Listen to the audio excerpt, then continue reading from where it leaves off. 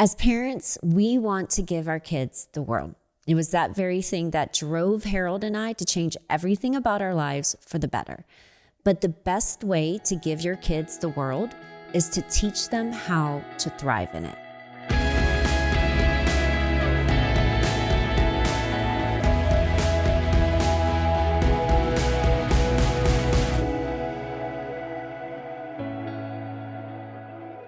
What's up, HP? Oh, you're just going in it. Yes, let's go. Caught me looking at my phone. I'm pregnant and I mean business. I ain't got time to dilly-dally around with you. Come on. Lego. So another episode of The Freedom Parents, which, hopefully my friends, you guys are checking us out on YouTube too. Don't forget about that.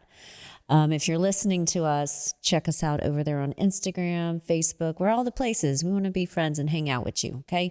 But thank you for joining us in our living room again, huh?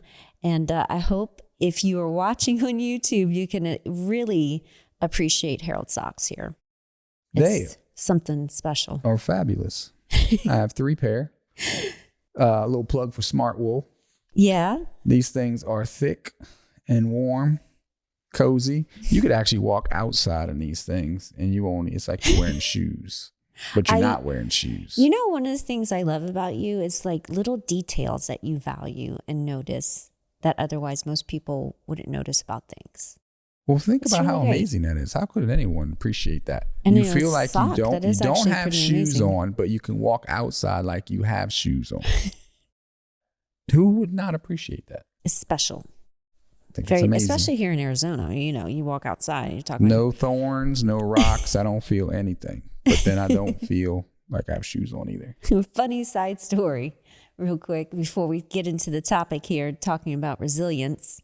My socks are resilient. Character. Your socks are resilient, actually, and build character. I think the damn things there was as much as shoes, pair of socks. I think they were like $40.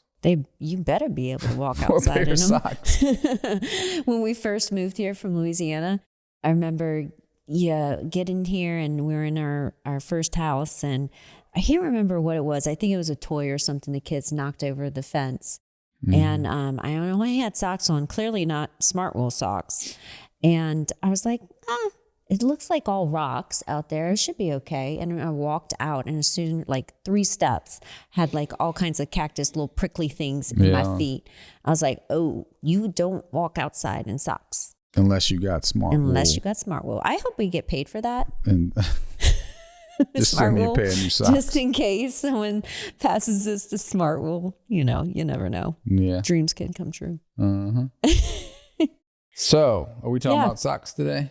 Because that's about my limited knowledge on socks. So Episode done. On to the next. No, we're going to be talking about our kiddos, because we got so many. Why not? Why not talk about our kids? I mean, shoot, they're the reason why we've done every good thing we've done in our marriage, in our business, in our lives. They've fueled our decision. In fact, you said something this morning, and it made me think, or maybe you said it and I just regurgitated it this way, so I'm going to just give you credit. But I was like, you're probably right. Kids help average people do amazing things, and I mean this because I'm like, I'm average. I consider myself to be fairly average. And I also say sometimes I'm like, a stronger person doesn't need kids to go build an empire and, do all kinds of great things. But I did, because I would have never done it for myself. What's the purpose? But as soon as we started having all these beautiful kids here, every time I look into their eyes, I'm like, well, dang it. I guess I can get up early. Dang it. I guess I could put myself out there and learn how to help people, So one, I think, they've definitely built some resilience in me. Mm-hmm. And one of our goals has always been to, when we became parents from the very first time, took us a little while to figure out how we were going to do that. And I think this is probably a goal of a lot of parents, is they don't want their children to have the same struggles they had. And young parents aim to eliminate struggle, right? Older, wiser parents realize that the struggle is necessary to some extent, right? Right. And so, there were some struggles that were like, these struggles aren't necessary. Like, It builds character. Stressing about what our kids are going to eat, like if they have food to eat, that's not something a child should ever worry about, you know. Clothing on their back, not something a kid should stress about, you know. I would love to make sure that all kids have food and clothing and shelter. And we know, you know, that's not something that can happen. But it was a goal of ours for our kids to not experience those kind of struggles. So we got to work and we worked hard. And today we live a very comfortable life. And there's lots of things that we stressed about as children and our friends that we grew up with stressed about that our children today don't. And first of all, anybody can create that for their kids, right? We truly believe, like, that's why we call this podcast and our brand is the Freedom Parents, is to build the life that you desire for your family, the desire that you desire to live. So with that being said, we've come to realize that struggles are necessary, right? You know, and so it's weird to kind of sit back as a parent and be like, okay, they need to struggle. So let's talk about what kind of struggles are necessary and good and how will we... because you look at this generation and it's just, they're soft.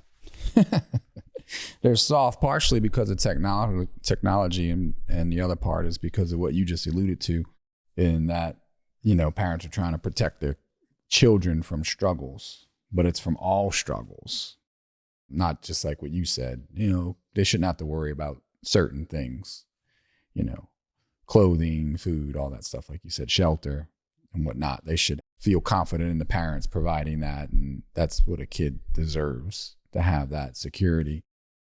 But yeah, it's but there's also with that, it makes me a little frustrated. It makes me mad because there's a lot of really well-meaning parents out there that don't realize they're doing this, but they're actually handing their kids a whole set of struggles that if they knew were going to come from giving them everything that they think they should have because their peers have it, or that's what kids do today. Like, you're handing your kids struggles that they necessarily shouldn't have at that age too. So like deciding to give our kids age appropriate struggles has been this recent like fire in my belly, especially having a 14-year-old now. Right. It's something, it's different when you're talking about all the different ages. Intentional obstacle and struggles, I think, are, you know, way easier for our 3-year-old and our 7-year-old than it is when we talk about our 12-year-old and our 14-year-old. Those are things of like, you know, like our 7-year-old, nobody, you need to tie your shoes. Like you can tie your shoes or go brush your teeth, you know, trusting him to brush his teeth in the morning, and starting to equip those responsibilities. Far, far, far different than with a 14-year-old where, you know, we've got, well, it's not just teenagers now, it's the young ones too, that have devices and cell phones and they have no restrictions to them and no time parameters and no boundaries. And the trends of today for kids are far different than it was for us when we were their age. And what scares me the most is what those kids that have no parameters and no boundaries and what they're going to go through, you know, in their later years, their adult years. I mean, they're all going to experience anxiety, depression to some point. They're all going to experience identity issues. But as parents, if we aren't really intentional about giving them age appropriate, you know, struggles and battles and building resilience in the right ways, then what scares me is the reverse of that. What comes from the not age appropriate struggles, you know? Yeah. I don't know if this is the direction you were going with this podcast, but I think that a lot of parents, like, obviously they mean well. And I feel like the easy thing to do is to always do for your children. Like you were saying, make sure that it's just everything's laid out and there's back to the no struggle, back to having whatever their friends have to where they feel like they fit in, or back to all that stuff.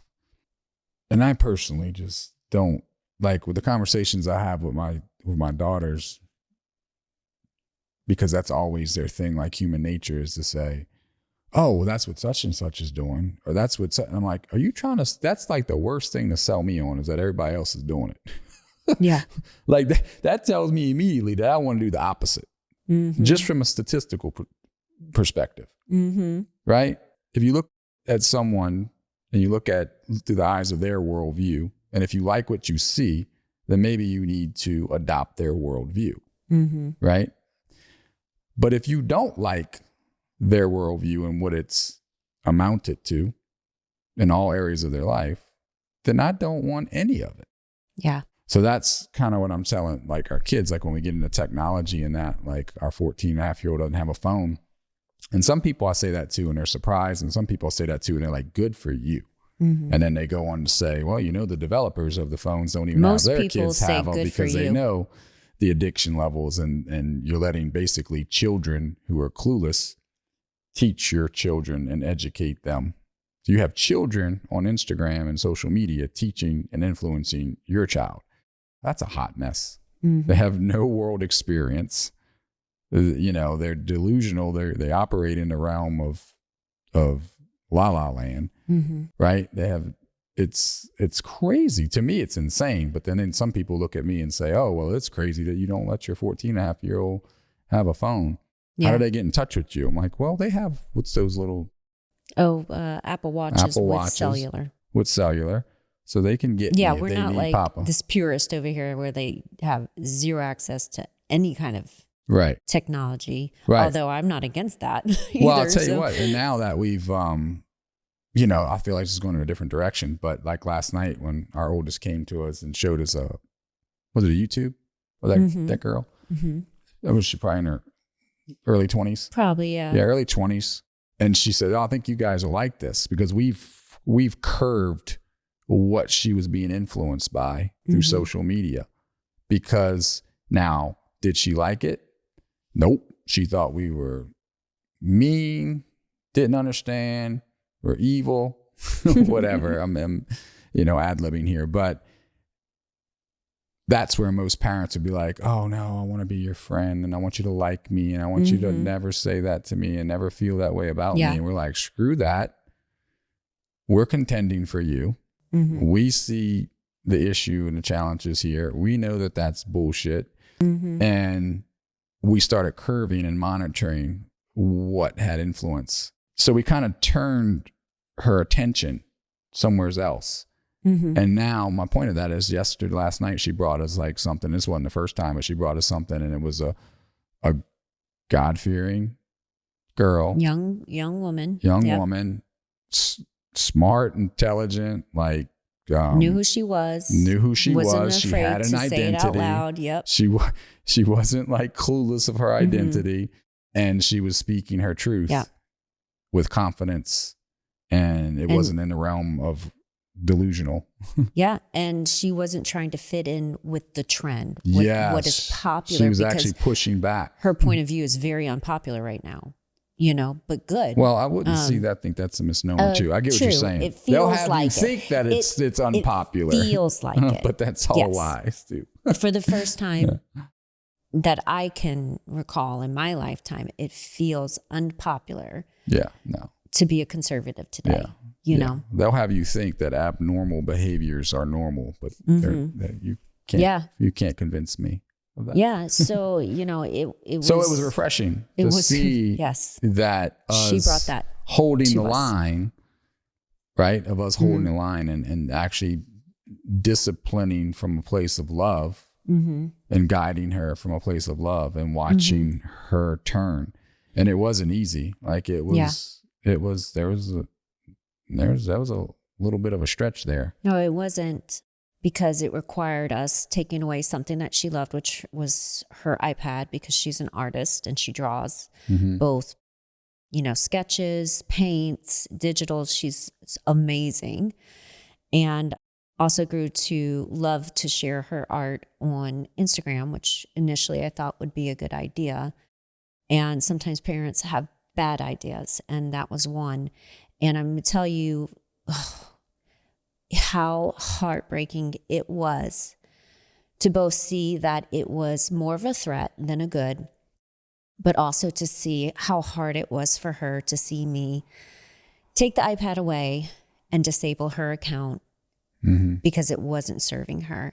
And what felt like punishment to her, and I know because we've had this conversation, is actual protection. And I know there's going to be so many parents that would disagree with me and say, well, you know, when you give these devices or you give these things, you can't use it as a punishment.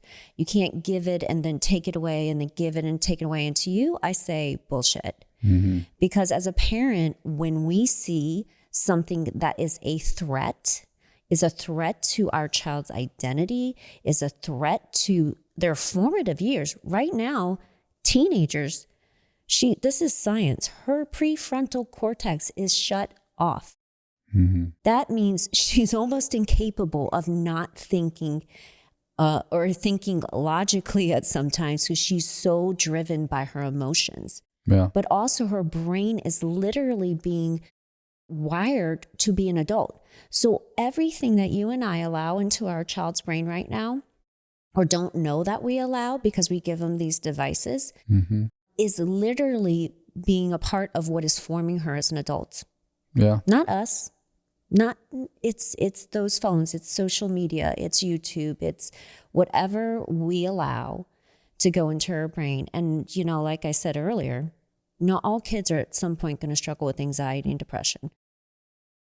And I don't think that I should make that harder for her by not knowing what's going into her brain and what's programming her as a young adult.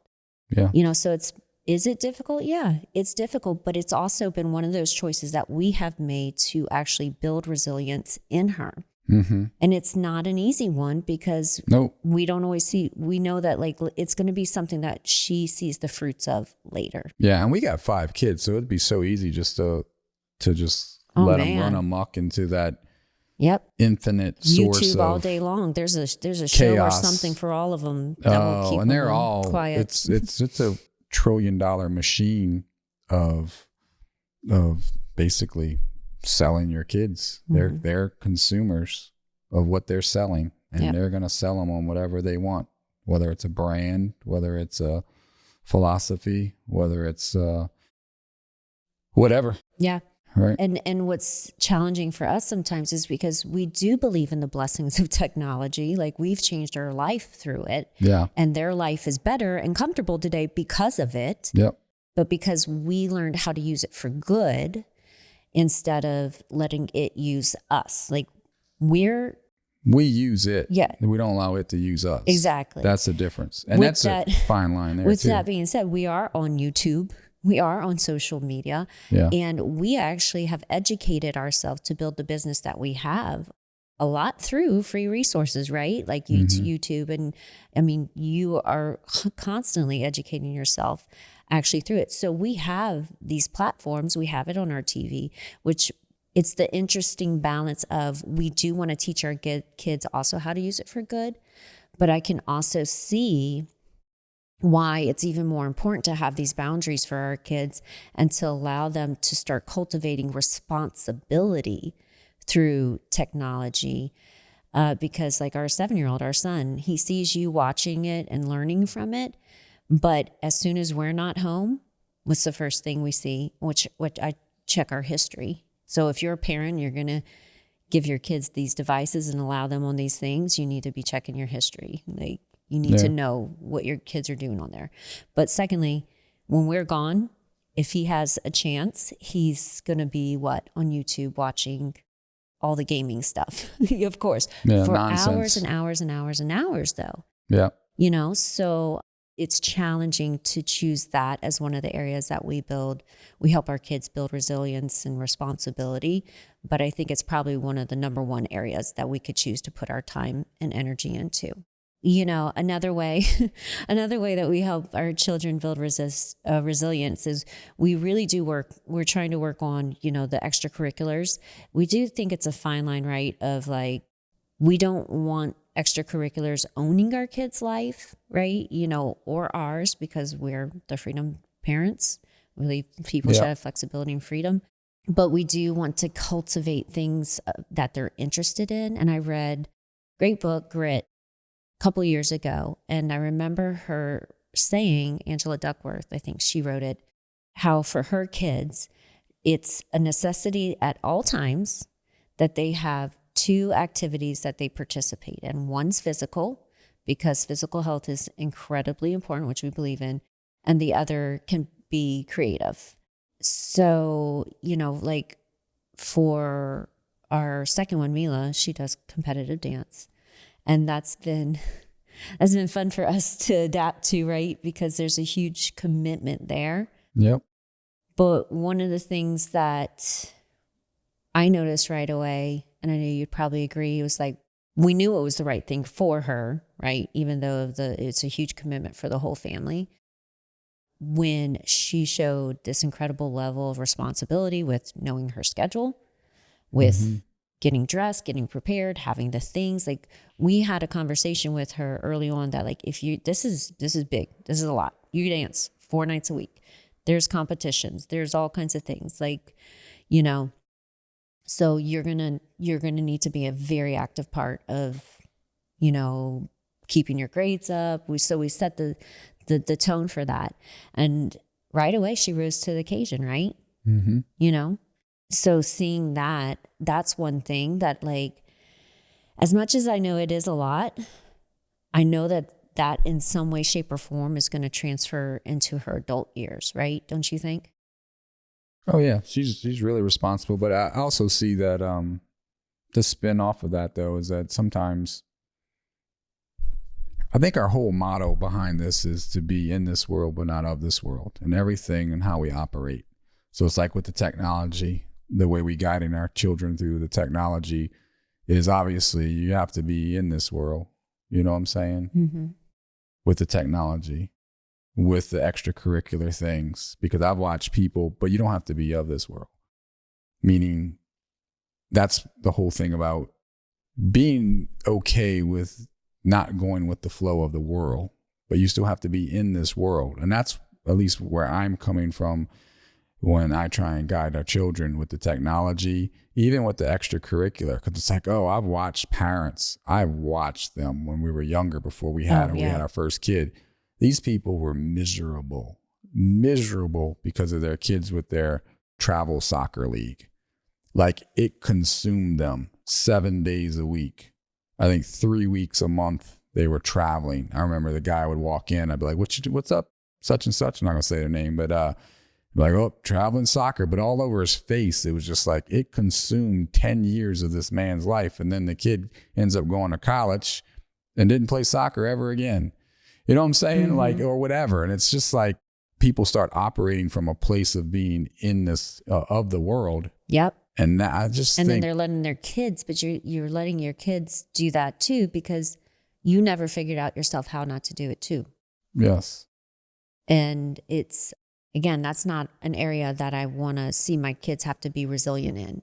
I don't want to, like as adults, things that lead to addictive behaviors, and you might be alcoholism, might be worse mental health issues. Like I don't want to have to work through those things with them. So, and maybe you don't know how things are ever going to turn out. First of all, I'm not that naive to think that, you can control every outcome, but I have seen how our kids act when they are able to be on technology and often, and I've seen how our kids act when they're not.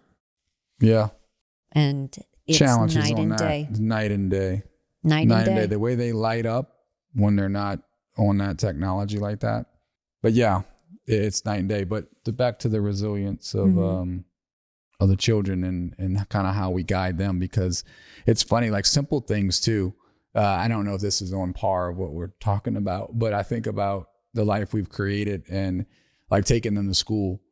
Like we have very nice vehicles, and we have a couple of vehicles, and there's times when I like to take them in our old vehicle that we had, which is still a nice vehicle. Which is still nice, what I'm saying, but an older vehicle to school or whatever, and they're like, "What? I don't want to take the Tahoe or whatever," and I'm like, and that's why we're taking it. And you know what I'm saying? It's like little things like that. Don't get caught up like caught up in the world. Again, to me, that's just the lens I'm operating from when I'm teaching my kids is to, again, to be in this world, but not of this world. And the minute I see them acting a certain way of this comfortable life, I'm like, well, what makes them a little uncomfortable? Daddy's going to tighten things up. We're going to do that. Right? We're going to bring you back down to reality and not of things. Right? Well, and actually you kind of jogged my memory on another, I feel like it's in this topic, but one of the ways that we were able to, I think, build resilience also in our kids was we delayed gratification. And we've talked about this before, I think in other podcasts, but not in the way of how it's going to help our kids that got to witness that, because there's so many parents out there going into debt to buy the clothes or to buy the phones or to buy the things to help their kids be of this world. And they're dying inside, or to be on competitive dance, or you name it, all the expensive they're going things. In debt. Yeah. And now they're dying inside because they've got the added stress of, that it doesn't actually make your kids happy. It doesn't fix things. Yeah. Make in the things moment, better for them. In the moment. It doesn't teach them anything either. Your because kids now, want your attention. Now you're setting them up for the failure of thinking that, again, as adults, they're going to just do what you do. They don't know the financial burdens and stress that you're feeling from that too. So anyway, but in the season where we were a 1-car family, we did not go to Disney World. We did not take expensive trips. We didn't take any vacations for a few years because, you were like, I'm not putting this on credit. I refuse. We're not racking up debt. We're trying to get out of debt and get our finances healthy. Yeah. So there was many years with just like, if you name it, we went without it. Yeah. And although maybe at the time there was things that I'm sure our kids wish that they could have gone to Disney World. There's a couple years they brought it up or you name it. But now looking back, especially our oldest two, they see the drastic contrast of our lives then and now. And they see what hard work and delayed gratification and persistence builds, Yeah. And then also I feel like it's like, the gratitude that comes from hard work too. Yeah. And one thing to add to this, because I don't know where we're at time, I think we're approaching a little bit, but it's like when they go to stores and telling them no when they want something when they're young. How many kids go up to the thing and you're just saying yes to everything? That's another thing. Like it's a pet peeve of mine. It's like, no, every time we go in the store, you don't need to walk away with something. You don't need to walk in with something. Shopping is looking. Yeah. Buying is buying. So if you're going shopping, doesn't mean you have to buy too. Yeah. And I think instilling that in them too. And the other thing I think, and this doesn't seem like a way of, this is the last thing I'll say to this, is about building resilience in your kid. And I think it's probably, I wouldn't say the most important, because I think that technology thing is very important to get a grasp on that. Yeah. But I think it's the communication.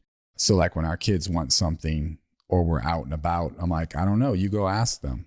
And they don't want to ask. Like kids don't want to look people in the eye and ask because we just want to speak up for them or go get it for them. And they get so nervous and they get scared and like, well, what happens if they tell me no? Or what happens? And I look them in the eye and I said, well, the answer will always be no if you never ask. It will always be no. And I tell them that. I probably told them that 10 times, each of them. And they're actually starting to get it.